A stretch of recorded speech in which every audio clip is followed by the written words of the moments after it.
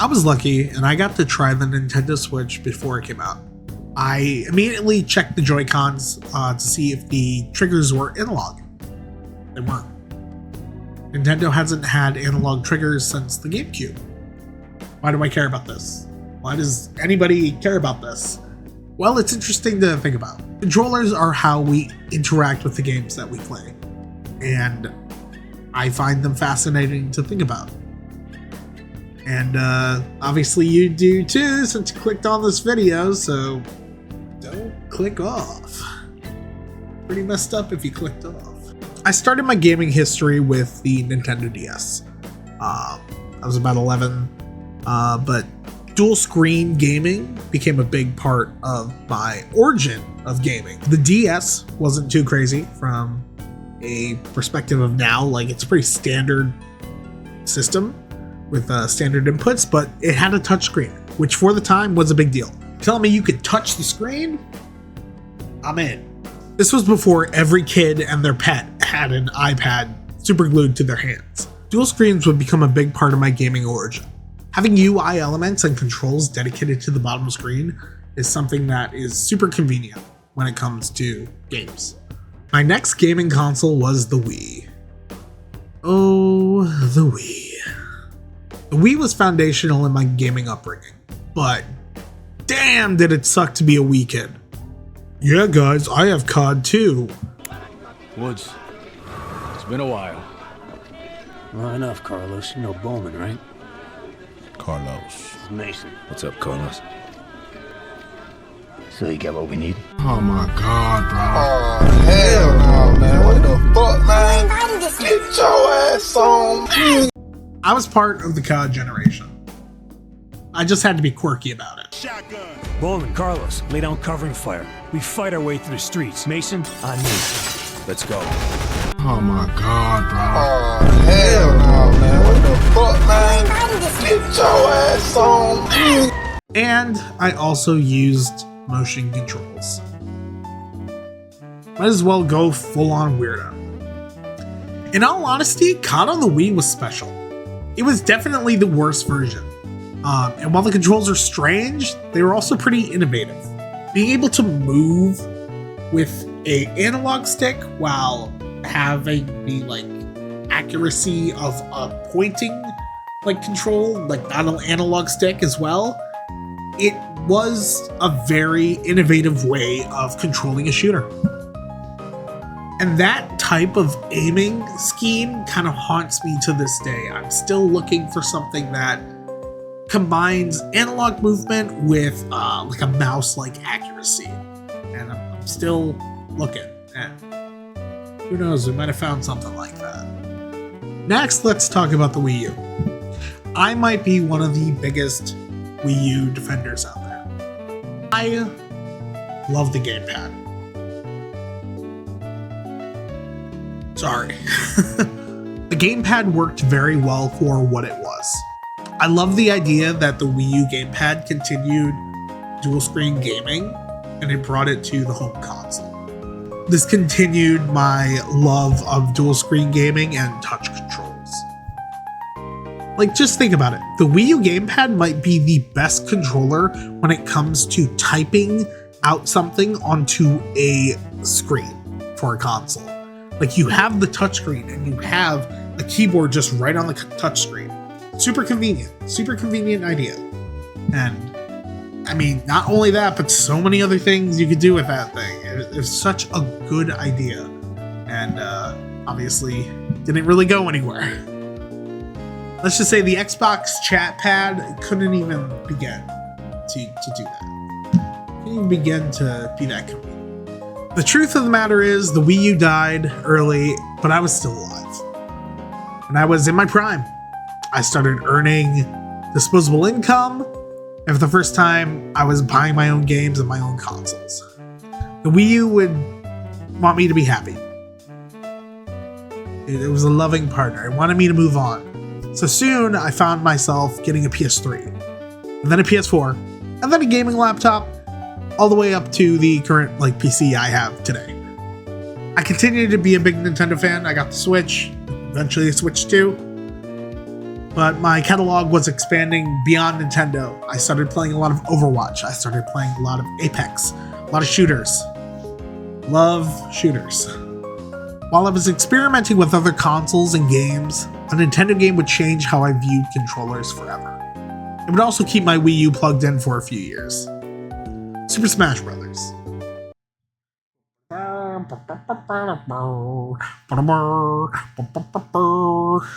Smash became a huge part of my life. I've let it guide my life socially and career-wise. You simply can't go into Smash without having an idea of what controller you're using. I mean, you can, but good luck. Very few players I've met in my 10 years have not had a controller of their own, and fewer of that list have been good. This has definitely made me more fascinated with controllers. I see them as an extension of my identity as a player, not just a tool. Tales of GameCube controllers. A controller is like a person in your life. When they're close to you, you understand them. You learn their quirks. You might not even necessarily like certain quirks, but knowing them makes it so you are comfortable and it's not a surprise when those quirks happen.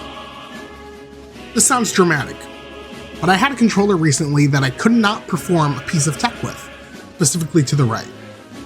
This meant I would never go for that piece of tech while facing right.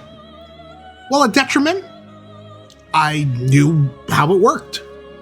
I adjusted how I played. I knew how the controller worked intimately and worked around that. GameCube controllers changed pretty drastically over time. The same controller had a very good jump input for tap jump. Yes, I've been playing Smash Bros. For 10 years, in bracket, with tap jump. Eventually, that input became more sensitive. For a while, I was in denial. It's me, I thought. But eventually, I had to admit to myself that my controller changed. It had moved on, and I needed to as well. Then I got a little depressed. I started messing with Pro controllers, thinking that would fill the void. And while fun, it never compared to a good GameCube controller. Eventually, I tried another GameCube controller. This thing was old, not ideal, but it was better than a Pro controller.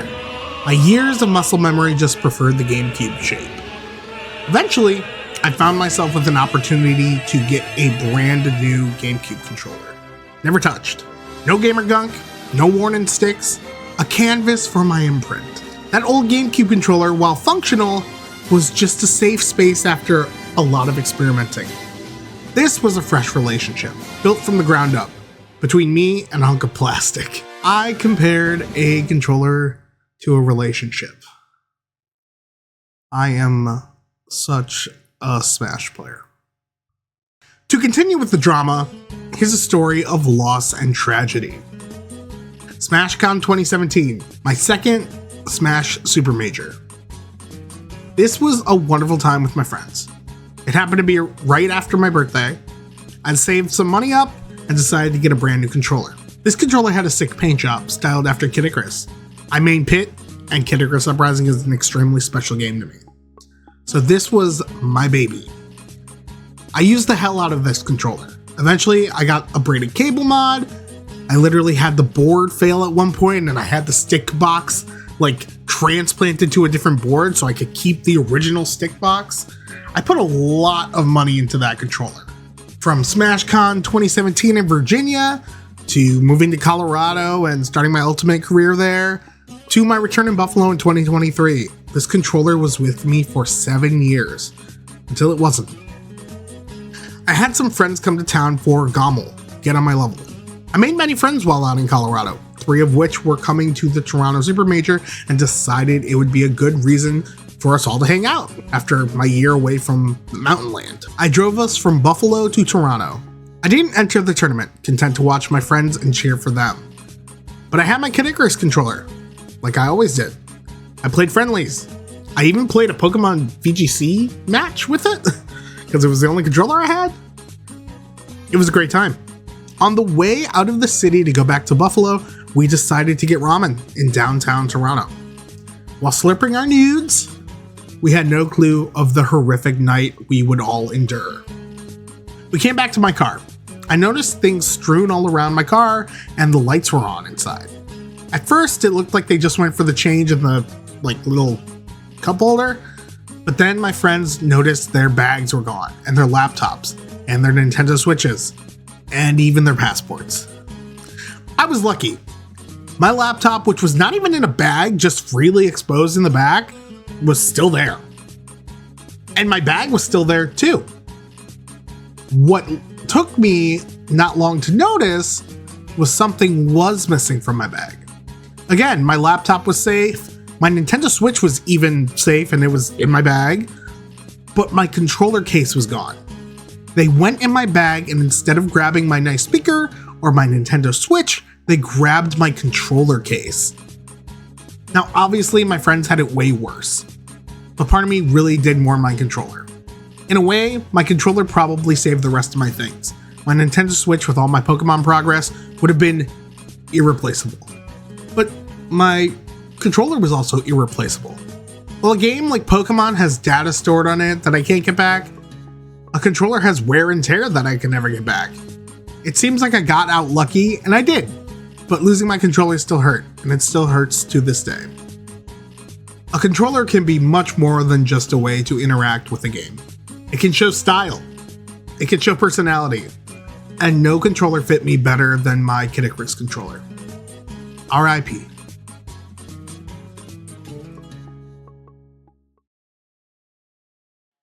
Apparently I can only record one of these parts in a single day, so if you're noticing my switch up. All right. Speaking of loss, let's talk about the Wii U again.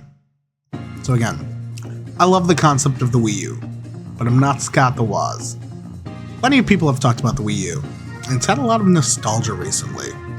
The Wii U was the last piece of Nintendo hardware that feels like it had personality. That's not the thing I want to talk about in this video. I want to focus on the controller and what it actually felt like to use that thing. The first game I think of when I think about the Wii U gamepad is Monster Hunter. The gamepad can obviously be used in creative ways, like Nintendo Land, but I think it shines as a way to offload controls and UI. Monster Hunter 3 Ultimate was an update to Monster Hunter Tri on the Wii. Not a great looking game, because it basically was a PS2 engine, but whatever, it was still fun. The gamepad additions to 3U was what I loved about the gamepad. You could customize the panels on the gamepad to display whatever you wanted. Emotes, inventory, you could do whatever you wanted. You could even type messages on the keyboard, on the touchscreen. And like many Wii U games, you could even play the entire game on the gamepad. That flexibility is so valuable. The touchscreen wasn't just good for playing games. It also made it easier to connect with others.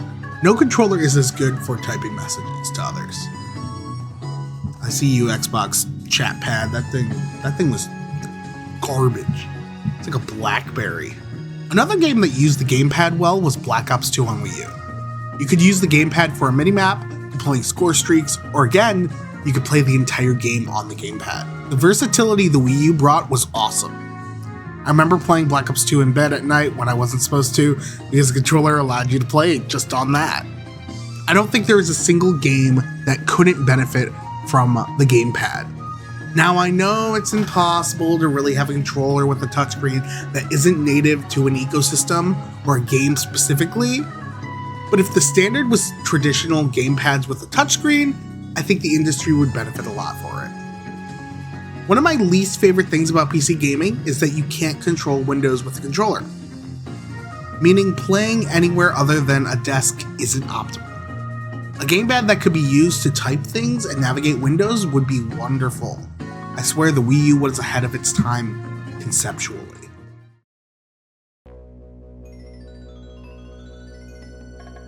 Something I'm super passionate about are shooter controls. Playing shooters on Wiimote for not an insignificant amount of time does something to a motherfucker. By the way, wall break. So I've been writing this thing for a while.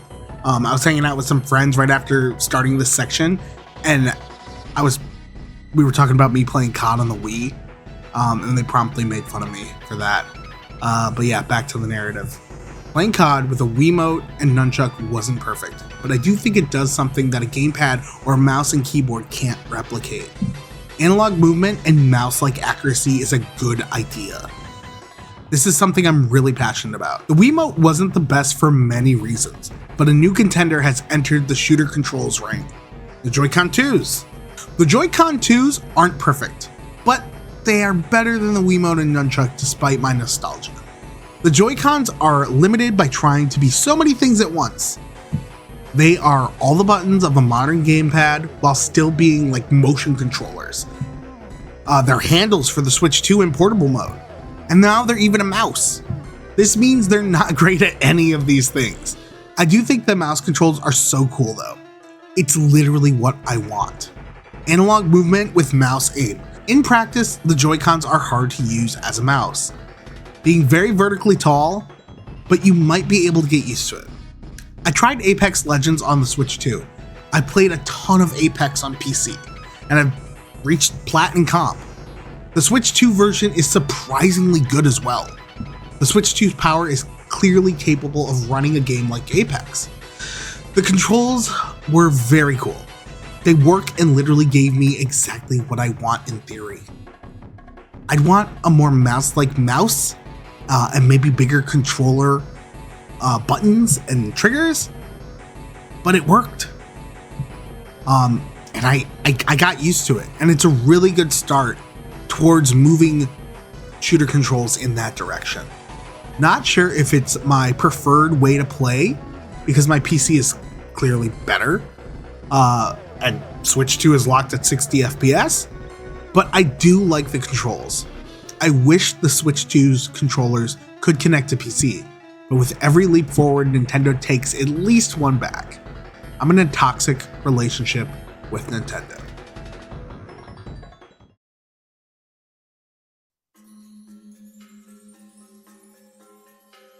So I mentioned how the Joy-Con 2s can't connect to PC. Neither can the Switch 2 Pro controller, and that becomes very relevant here. PC gaming is awesome, the most customizable you can get with controls, and any controller worth a damn is compatible with PC, except for Switch 2, like any Switch 2 controller. Damn you, Nintendo.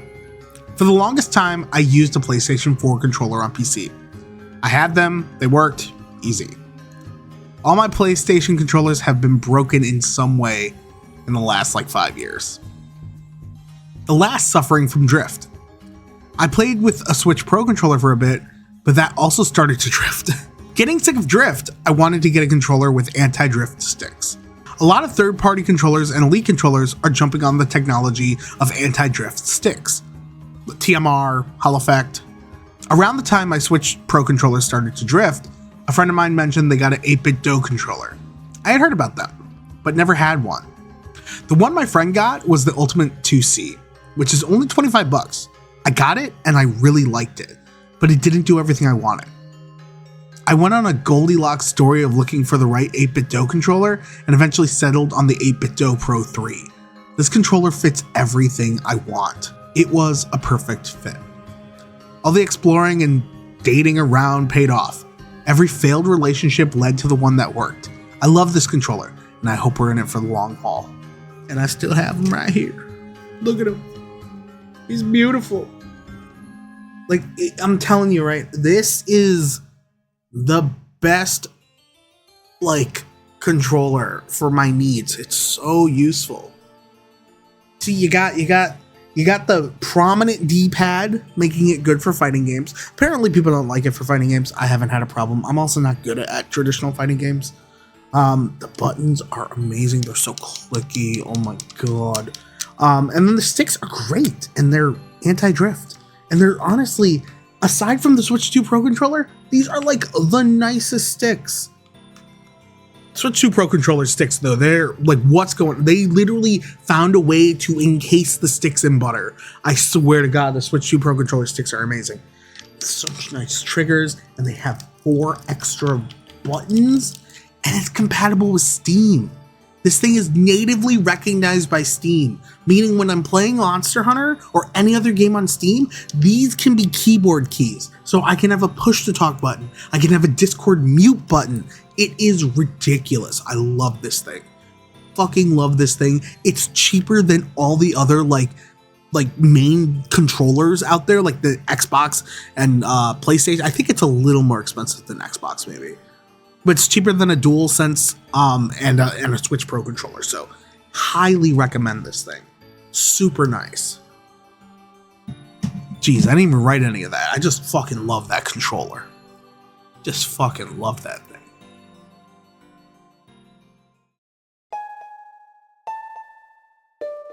I love discussing controllers. They're such a personal tool to the gamer.